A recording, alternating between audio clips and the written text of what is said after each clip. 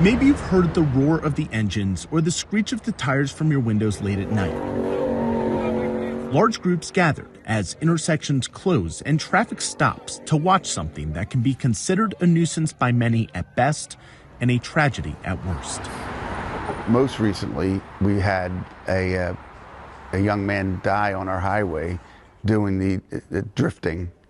And when the police came, it was an altercation and he wound up losing his life. On June 4th, 18-year-old Anthony Allegrini Jr. was shot and killed by Pennsylvania state troopers on Philadelphia's main interstate, I-95, after law enforcement responded to reports of burnouts and drag racing.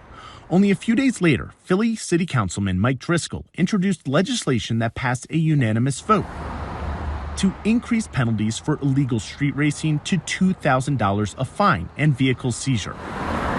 It made Philly the latest city to introduce legislation to cut back on the mayhem. You know, when I was a youngster, my car at the age 16 to 21 to 24 is the most important personal property in my life. And I think we need to get back to sending a message to these young folks that your driver's license is a privilege. It's not a right.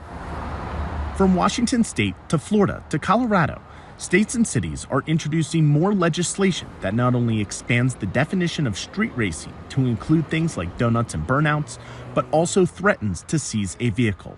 Across the country, reports of street racing have increased in recent years, according to various police department data. But the new laws appear to be working to slow the issue.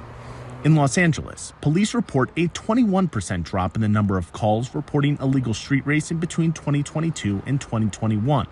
In Denver, the city saw its lowest number of drag racing arrests in 4 years last year. Both of these decreases have come after new street racing laws went into effect. Have you seen it yourself? Oh, I've seen it. Yeah, I've witnessed it. Driscoll hopes the same happens in Philly and other cities nationwide once the mayor signs the city's newest ordinance into law. It's not going to be tolerated, and if you are caught, you're either going to pay a $2,000 fine or we're going to seize your vehicle.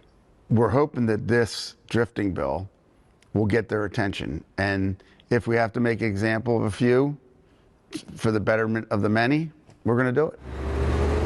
Dan Grossman, Scripps News, Philadelphia.